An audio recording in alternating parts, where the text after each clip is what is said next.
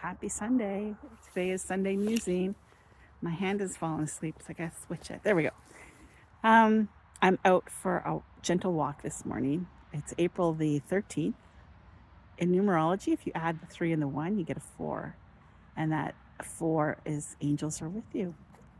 What a beautiful way to start your day. It's cold here today, and I forced myself to get out for a walk because it was cold and there was no sun. It was like, but I thought, okay, get out there. And as it took me most of the morning to get out here, I kept procrastinating. And so I started walking and I started feeling my energy kind of dropping. And my back is a little sore from all the exercises I've been doing in the walk yesterday. And I looked at my Aura ring and, well, not at the ring, but at the app. And it recorded my sleep. And if you don't have one, what it does is it measures, much like a Fitbit would or a smartwatch, I guess, and measures your heart rate, your beats per minute, your blood oxygen level, your sleep, and things like that. And then based on that information, it tells you if you're, and the amount of exercise you got the day before, if you're ready to exercise today and ready to go all in or need to pull back a bit or take it easy, maybe a better nap. So for 2 days in a row, I've had a really good sleep. I've been to bed early and I've slept like 8 hours or 8+ hours, which was amazing. And so I thought I'm ready to go today. And yet the app said, you might want to slow down today. Like if you feel good, go and do it. But you might need to take some breaks or just do it a little bit less. Don't go all in, just do a little bit less and then take frequent breaks. And that's one thing I like about the ring is, or the app, is telling you this information because I'm the type of person that I'll just, okay, I need to lose weight. I'm just going to go all in and, 100% all every day, all day, and not pay attention to what my body is telling me. And sometimes I can't feel or hear or tune into my body. And so having the ring that will say, okay, you're not getting enough rest or you need to take a nap or, pay attention to some mindfulness. It's really nice to have that kind of a coach telling you these things to do. And I wanted to mention being the fat kid and being the fat lady. And I'm not being mean or derogative towards myself. I'm. It's really funny that I've grown up um, being called fat, overweight by doctors, especially because of their the way they track weight and what it's supposed to be. And when I look at pictures of myself as a child and a teenager, I wasn't fat at all. Um, I was a bigger person in that I was taller and I had wide shoulders, and I did mature quicker than others in my class. So I did stand out. I was different, but everyone just called me fat, and it really stuck with me. And then as an adult, and I remember reading this article in a magazine, like a Cosmopolitan or something like that, in the late 80s. I was working, I was the career woman now, I was like 18, 19, maybe 20.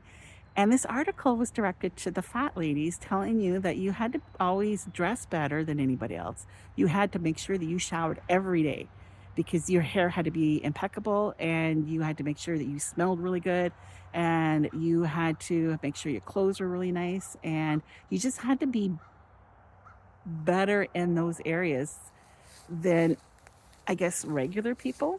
And it's because you're fat and you need every bit of help you can get to get ahead in the world. And at the time I was reading that, I thought that's just so unfair. But my habits changed, maybe subconsciously, that I would shower every day, whether I needed it or not. I made sure that I had my hair done all the time and wear the makeup and make sure I had really nice clothes. And um, I would not leave the house unless I was wearing nice clothes. You couldn't wear what I guess we call them yoga pants now, or like the stretchy pants. Back then we called them fat pants, but you couldn't you couldn't wear those out in town. Like, you can be caught dead in those if you're a fat girl. And things have really changed. I find myself saying, okay, well, I don't need to shower every day. My hair is fine. I look fine. I'm fine. And I can wear stretch pants wherever I want to go, and I feel like the attitudes towards people have changed somewhat too. I mean, there's still people who look at you and maybe judging you, but I think for the most part, it's better now. But that's in my head, and that's what I I guess in my subconscious, that's what I believed I had to do. And so I had that realization today when I was walking that a ring told me that I could take it easy today. And I wouldn't have given myself that break. But this app did. And I'm like grateful for it. And kind of surprised that I can't give myself that kind of grace.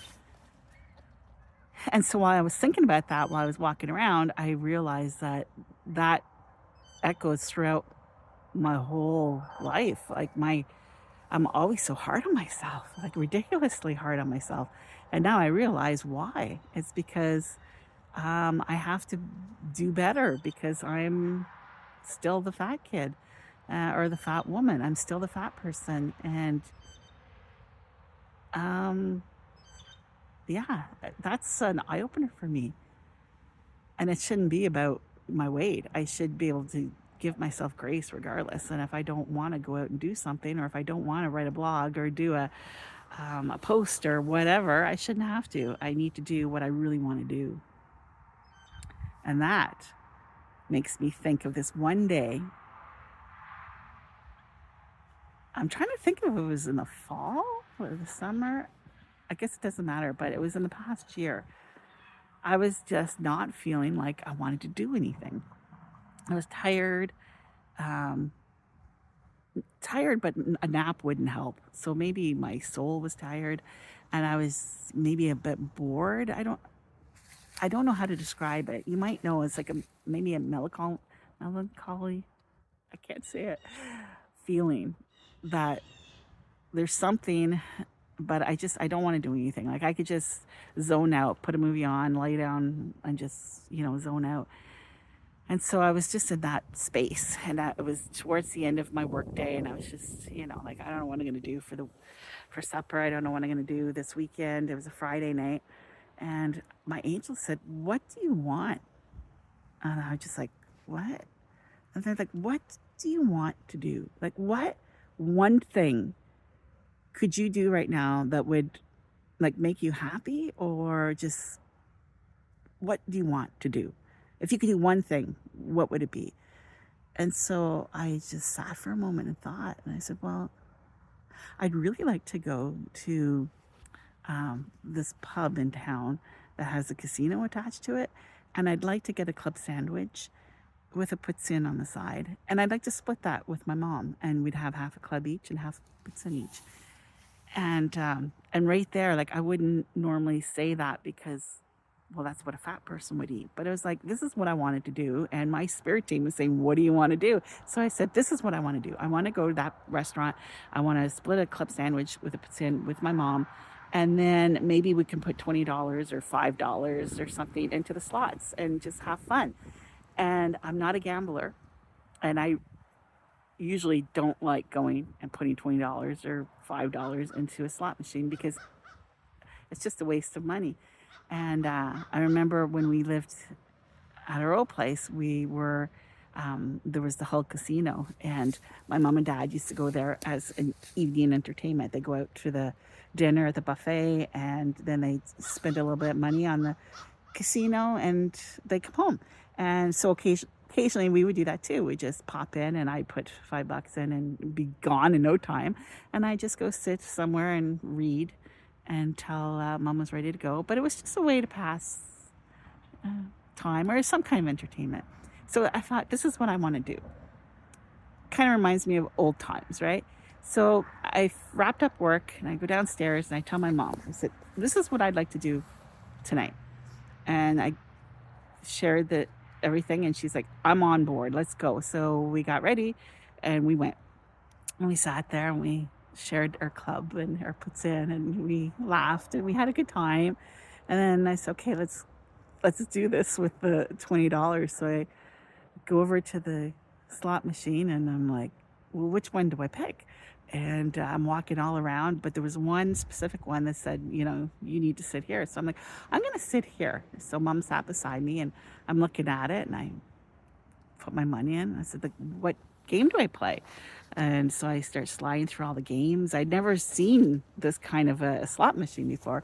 So I slide all the way to the end and there was a raven or a crow, I think, can't remember which it was. And I said, oh, I have a real connection to both. So I thought, I'm going to go with that one. So then it comes up and I'm like, how do I bet? So my mom says, oh, just put everything down here. Like, so I'm like, all right. So I did all that and I hit a button and it starts going and it does all this little stuff. And then it goes, bing, bing, bing, bing, bing, bing, bing, bing, bing, bing, bing, bing. And I see the total going up and up and up and up. And I'm like, oh my God, I won. This is so cool. And it just keeps going up and it keeps going up. And I'm like, oh my God, I got $50. I got $100. I'm like, $200. And I got up to like $600 or $700. And I'm like, is there a hidden camera? Like, what is this? Like, what's going on here? This can't be real. I remember looking over to my side. There was a woman there and she just had a scowl on her face. I said, this cannot be real. I got $1,000. I won $1,000 on one bet, one click, one whatever. And then I got my $20. I didn't even remember if it was $20 or $5. I got all that back. And they handed me the cash. And I was happy dancing in the parking lot. I was giddy. For like a month later, I was so giddy, excited. Like, I can't believe I walked in there and got $1,000. Like, that just boggled my mind. And yet at the same time, I'm like, not surprised.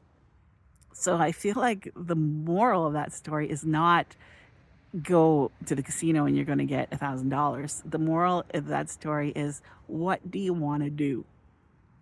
Get clear on what you want to do. And this was the universe's way, the spirit world's way, God's way of showing me, reminding me that when you do what you want to do, what is aligned in your nature and what is true to you, that's when you are in that space, that zone. I call it the zone. Others will call it like the vortex, whatever that beam of energy is, that divine love connection. When you're in there, like, life is incredible and you can bring things into your life so much easier, and you're not it's not a challenge. Life isn't as difficult. There's still challenges in your life and there's still mountains you have to climb, but it just seems easier because you're not alone and things are happening for a reason. But there's also times where you struggle and struggle and struggle and you're pushing against what needs to happen. And by my spirit team saying, what do you need? What do you want right now? What's going to help you, get out of this energy space that you're in? And when I told them what it was, they said, okay, do that. I did it, and it showed me what comes from that.